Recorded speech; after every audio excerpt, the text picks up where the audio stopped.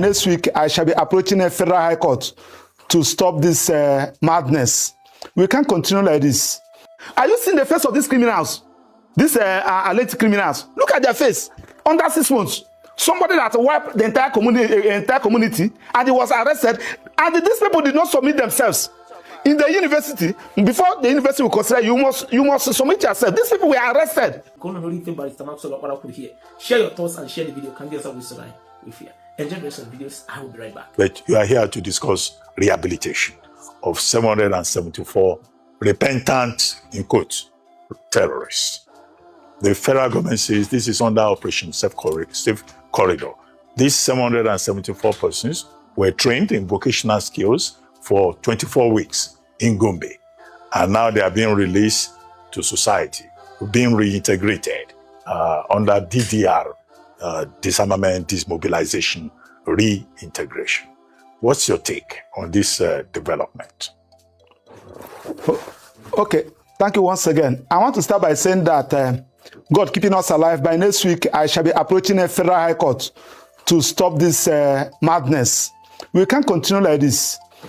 In the first instance, you talked about a United Nations resolution. That was a grant or a purported legal framework upon which the army is committing this illegality. In the first instance, we have a law. Under our criminal jurisprudence, we have the Constitution, we have Administration of Criminal Justice Act, and some other various laws. Now, once a crime is committed, our laws are there. Once you are investigated, you'll be charged to court. Once you are charged to court, the only role the federal government have to do is to, through the Attorney General, to discontinue the matter. Either the State Attorney General or the Federal Attorney General, whichever the person that is prosecuting that offense. Once the person has been faced the trial and convicted, the only option for the person is to grant the person amnesty, that's presidential pardon, when the person met the necessary criteria. Now, the representative of Chief of Army Staff during the function said that this thing is not amnesty. Now we ask, what is that? I have a client that mistakenly murdered somebody through a fight. But the person, that young woman has spent over 25 years, as I speak to you now, at Suleja prison. And this is somebody, a particular the same citizen, sack an entire community in the name of terrorism. The army, our gallant soldiers, risked their life. Some of them even lost their life. Apprehend the terrorism suspect, hand it over to the authority for prosecution. Then after 6 months, they told us that they have been repented and they have been trained, that they are going to now integrate into the society.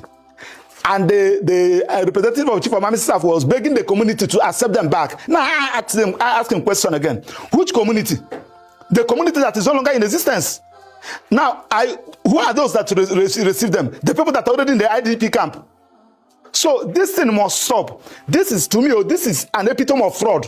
Now, I'm also inviting a EFCC to check how much that was spent in carrying out this funny process. Now, how many terrorist suspects do we have in the whole federation? How many are in Abuja? How many are in DSSS? Do you apply this to all of them? Now, the same Chief of Army Staff was telling us that most of them were coerced into the crime. Yes, of course. Once an adult is coerced into the crime, or you are convinced into the crime, once the crime is committed, it has been committed. When do you now how do you now want to convince us that coercing somebody into a crime has become a defense? In a crime of this nature, we must be serious.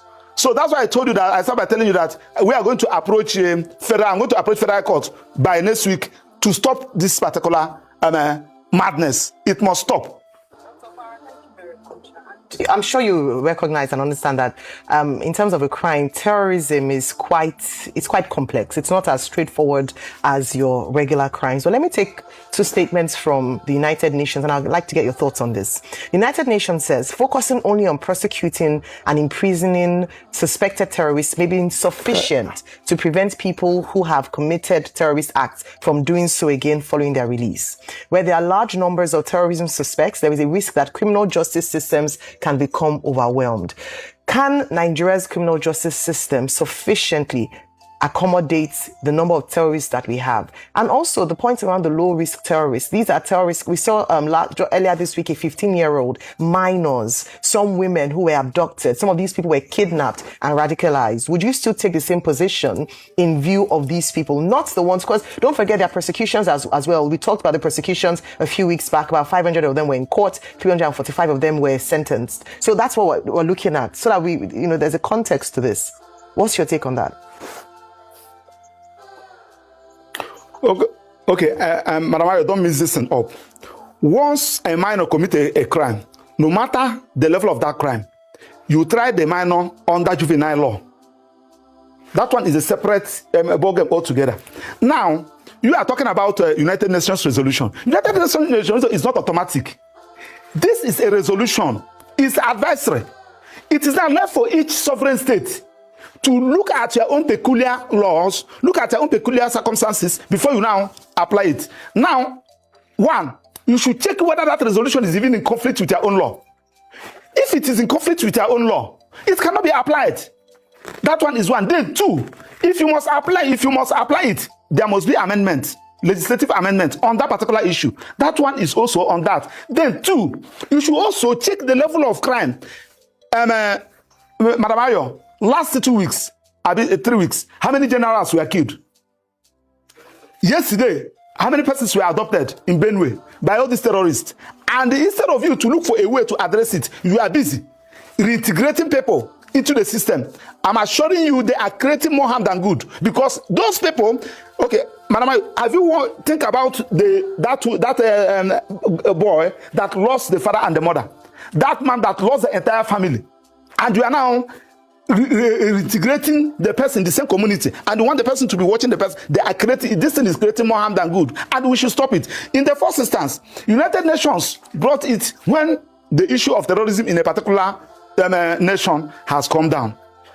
Now, the people in the IDP campus have left IDP camp to the various communities. You can now think about those who committed the act. The victims of this terrorist act, they are still in the IDP camp.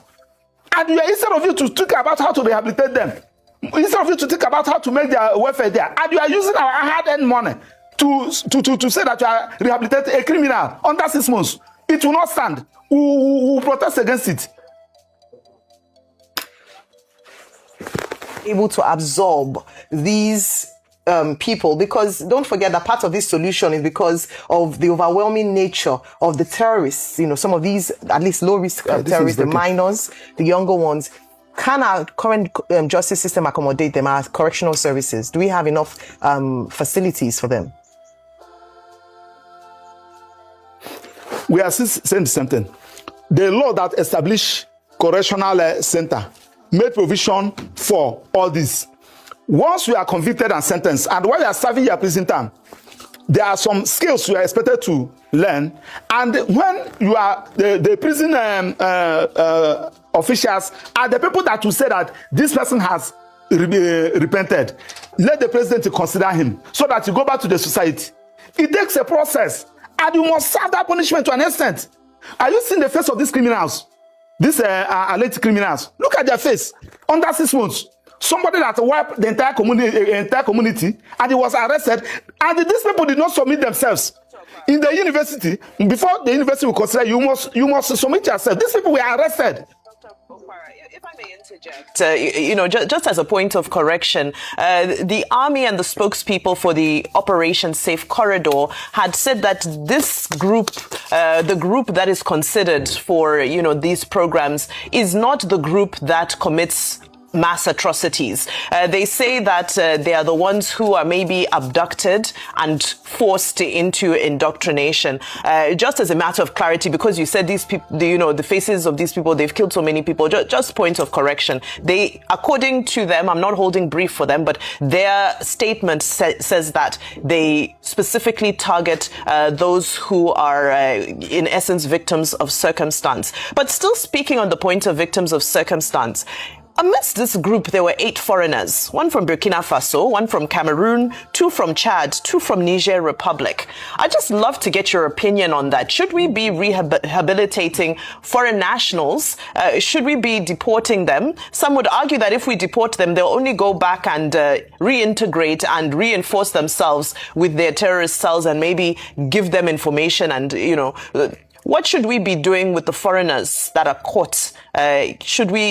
What program is available to them? No, Vimbai, I disagree with you. We are creating a very wrong precedent in this country. Do you know what you are doing? You are now making that as a defense. When you arrest a terrorist or an armed robber, it's not my defense. They will just tell you that I was coerced into it. It's not my defense, sir. I'm just reiterating their position. Yes.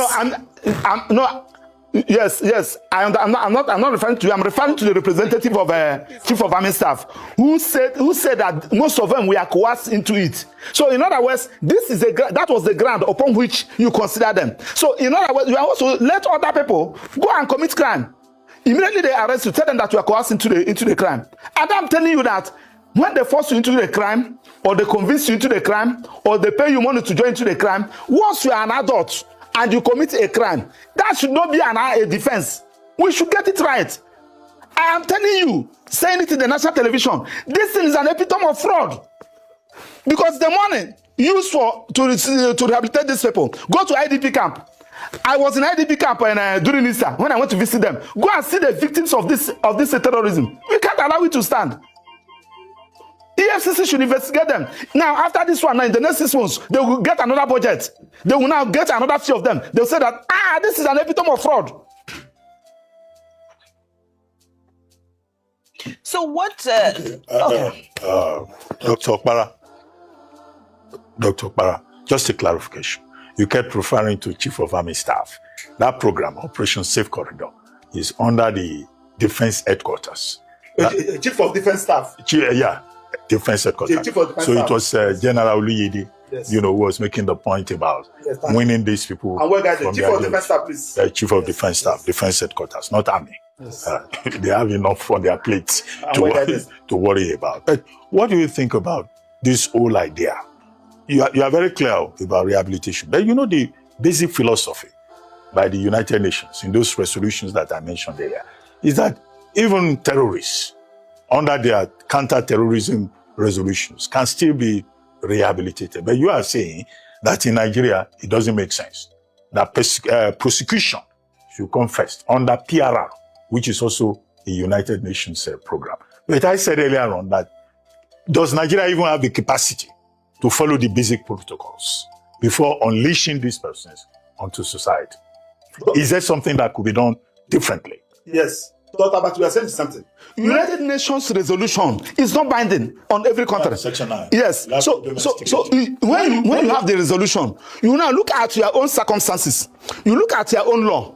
Can I apply it? This is not the only resolution of the United Nations, for goodness sake. Then when you check, this is not something that we can apply now. The issue of terrorism is on a high side. As I'm talking to you, many people were killed 3 days ago. You don't do the right thing on the wrong time, for goodness sake. What we are saying is that you cannot apply this thing. Okay, now I challenge the representative of the Chief of Defense Staff. Yesterday, when you are talking about this thing is not amnesty, this is an act trying to reduce terrorism. I want to challenge you. Since you apply this particular procedure in Nigeria, tell us the rate of crime the rate of the terrorism when you started it, and the rate of terrorism. Anybody telling you about strength in diversity, that person is a liar and a deceiver. And the US ambassador is a liar and a deceiver. One thing they don't teach we Africans is this: no country exists on a foundation of multiculturalism, there is nowhere in the world. Listen to me very carefully. All this nonsense, even the crap that Coca was coming up with, telling you about diversity is our strength and all that rubbish. Allow me to repeat, there is no country on this earth that survives on a foundation or a bedrock of multiculturalism. It doesn't exist.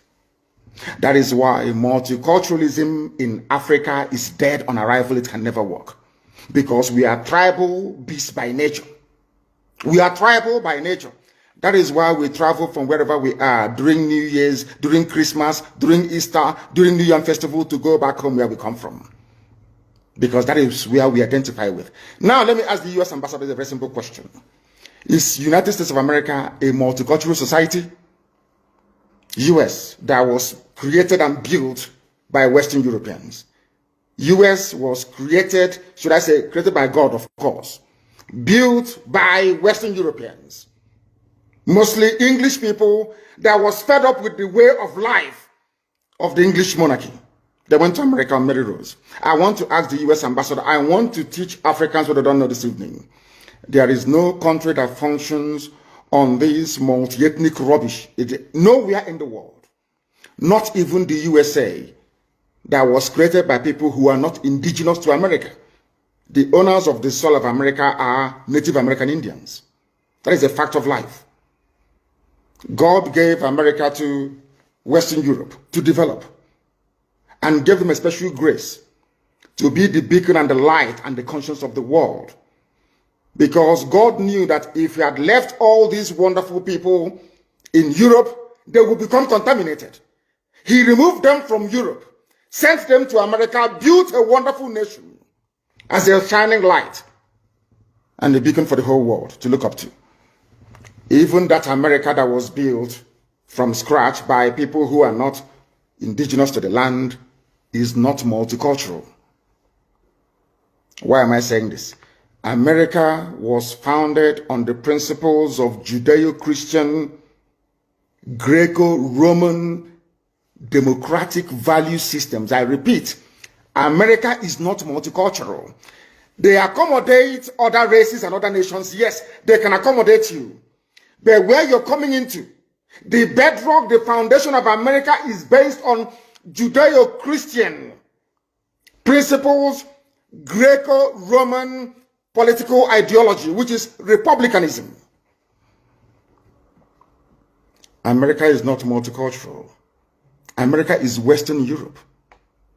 The value systems of Western Europe, Judeo-Christian, Greco-Roman, Republican governance. Had America been a multicultural society, they would have space for Sharia. I'm now addressing the U.S. ambassador to try to tell them to stop deceiving people. We are educated, we went to school for a reason. We are enlightened and we have our brain intact. There is no country on this earth that runs on this wishy-washy multiculturalism. It doesn't happen. What you have are established order and value systems upon which various cultures can now coexist. If you go to America, you coexist under the provisions of the United States Constitution.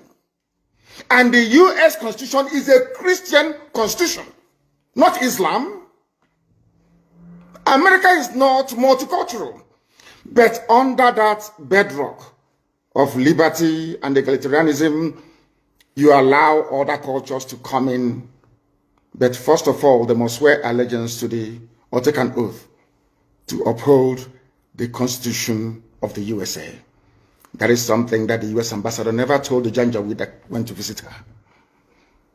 The same way that Nigeria cannot function as a viable entity. Wole Soyinka knows what I'm talking about. I'm even sure somebody who claims he's learned, as Bishop Coker is, understands what I'm talking about. No country on this earth. The value system of the state of Israel is based on Judaic principles. The value system of Russia is entirely theirs, it's based on theirs. It's the Russian way of doing things from times of the Tsar. If you go to Saudi Arabia, it is essentially a Sharia Islamic state. You can live there, no no problem. You can build your churches if you want. I think they've not started to allow churches to be built. But it is never, never a multicultural society. Japan is not a multicultural society. China is not. They can accommodate you, but that doesn't mean they are This is the type of nonsense they feed Africans. And we fall for that very gimmick of multiculturalism. At the end of the day, you end up with a useless contraption like Nigeria. You don't have any value system that anybody anywhere can define. If I talk about the USA, I can talk about hamburger in the USA. We can talk about, what else do they have in the USA? Hamburger, you can talk about, what's it called? What are the traditional dishes? Apple pie and all the rest of it. You can say that these are American dishes. If you go to the UK, you can talk about maybe mashed potato and bangers and mash, which is sausage and mashed potato as their national meal. That's understandable. But I ask you, if you come to Nigeria, what is the national dish of Nigeria? Does a Fulani Janjaweed eat ofe egusi, where we come from? Does an Igbo man eat a wedu soup? The answer is no. So on what basis is all this so-called multicultural foundation going to be laid upon? On what? We are not one people. We may be black, we may be African, but we're not one people. Not even one religion. If Britain cannot stay in an EU that is entirely Christian, EU is entirely Christian. Britain left. Nigeria, you don't know if Nigeria is Christian or in fact is Islamic. So for me to accept the multiculturalism being preached by the US ambassador, I have to embrace Islam as my religion. That's what it means. And some of you get taken in by all this rubbish. And I feel sorry for you. Yeah, sometimes when I say this, I'm being very arrogant. If you are educated, you will understand that no nation is multicultural. They allow other cultures to come in. It doesn't mean they're multicultural. They have a viable space where multicultural ideas or identities can thrive. But the foundation has to be monolithic. It has to be one dominant value system and ideology. That's how it is all over the world. Don't let anybody fool you otherwise. That is the same reason why you have this anomaly. In a so-called republic, you have royal fathers in a republic. Because you are trying to shuffle multiculturalism. You're trying to marry the feudal system of the North, the monarchical system of the West, and the Republican system in the East, to marry them into one. And what you have is entirely rubbish, and that is why Nigeria can never work. Not now, not tomorrow, not ever. Competing value systems. Nobody wants their own value system to be subsumed under another person's value system. This is something that the US ambassador never told you. But here I am telling you today. Because if you come here, you become educated. If you come here, you become enlightened. If you come here, you stop being a zoo animal, you become a human being. That is why we are the largest and, of course, the most consistent broadcasting platform insofar as Africa is concerned, right across the world. Millions listen to us because they know we preach the truth, the whole truth and nothing but the truth. That is why this very day, because you are in one Nigeria, in multiculturalism, the army will come to Olo to defend Fulani Janjaweed living in our forests. We went to Olo to defend our people. They came, they arrested the clerics. Men of God, they arrested all of them. How many times have you heard that imams were being arrested in the north? Or that villages were being invaded in the north and imams being arrested? Only in Biafra land. And this is your multiculturalism. This is a place where you want all of us to stay somehow to pretend that all is well when we know that it is not. In that same Nigeria is where Fulani headsmen openly boast about conquest. Benue State is one. That is why I feel sorry for the idiots talking rubbish from Benue. They came and they made the same bold claim on Edo State. And I quote, "We will kill all policemen and take over Edo State." Vanguard publication of January 23, 2021, this year. Only 2 months ago. Nothing happened to them. Only the Fulanis can lay claim to land that doesn't belong to them and nobody will say anything. When you try to respond, they come against you. And your average foolish Nigerian who cannot reason properly, they're not educated very well, I'm sorry to say, will side with the oppressor. It's only in Nigeria where the victim becomes the accused.